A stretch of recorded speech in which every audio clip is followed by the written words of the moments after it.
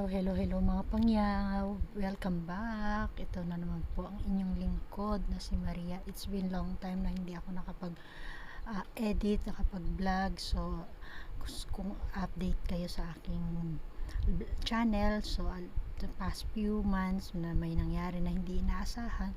So, ito naman po ang inyong pangyaw nagbabalik at sana po pakisuportahan niyo po ang aking mga video, at yung mga short video ko na ina-upload.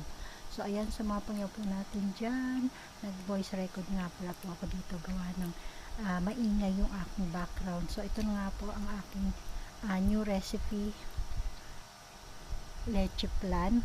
So kung makikita nyo, isiniseparate ko yung egg white saka yung egg yolk. So dahil hindi ko kailangan i-mix yung egg white. So ayan, sa mga pangyaw po natin dyan, let's join and watch this ang pagbabalik ng inyong pangyaw na si Maria. Please watch this my video. Hello mga pangyaw. So ito na naman po ang inyong lingkod, nagbabalik na si Maria. So ayan nga mga pangyaw, recipe. Ayan, first ingredients, evaporated milk. Imimix nyo lang yan sa egg yolk at wag masyadong i-shake yung ang ating egg yolk at pag-mix para nyo. hindi siya magbabalik. So, ito nga pala po one of the mga tansay nyo lang yung pieces egg yolk, Philippines, leche 1 flan. can condensed milk, ko rin to. 1 can evaporated milk. So, ang magagawa ko lang po dito is 4 na lianerang medium size at isang stainless bowl. So, ayan lang magagawa ko. So, bali 5 pieces. So, continue na natin yung mga ingredients. So, yung vanilla, nilagyan ko rin dyan ng 1 tablespoon at additional na yung sugar na white na gagawin yung caramel. So, it depends na lang kung gusto niyo ng matamis. Imimix nyo lang siya na mild na para hindi magbubbles, dahil pag nilagay nyo na yan sa lanera at in-steam na yan, para hindi siya yung alam nyo parang may bubbles.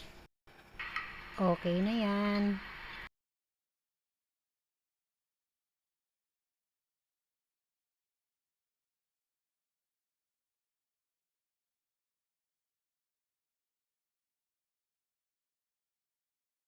Mix nyo lang din pagkalagay nyo ng vanilla at ayun nga, as sabi ko, mild lang at para hindi siya mag-bubbles again.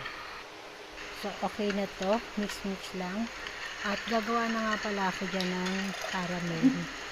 Yung lalagyan ko ng sugar, white sugar, yung mga llanera.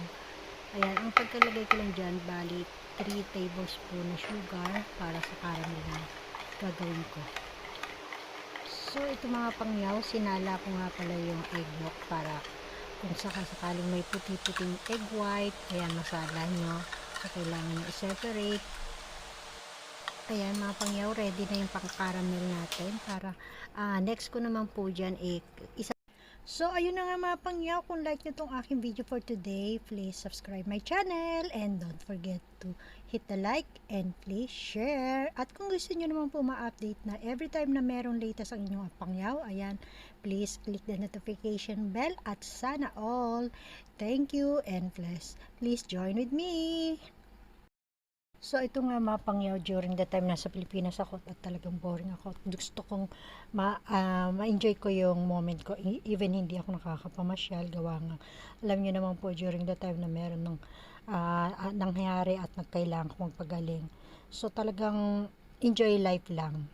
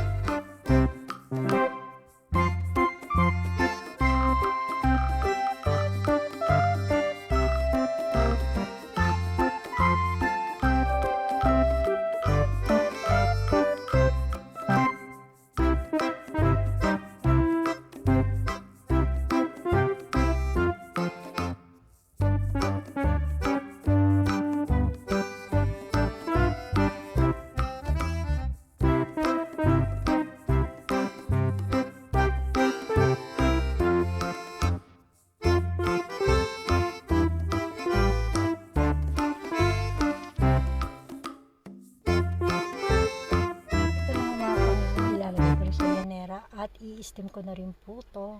So, i-steam ko lang po to sa rice cooker dahil nga wala akong steamer. So, ito nga mga pangyaw, like nyo po itong ating video for today. Ayan, leche flan, may recipe. Please hit the like and share. Thank you for watching. God bless to everyone. See you on my next vlog. Thank you.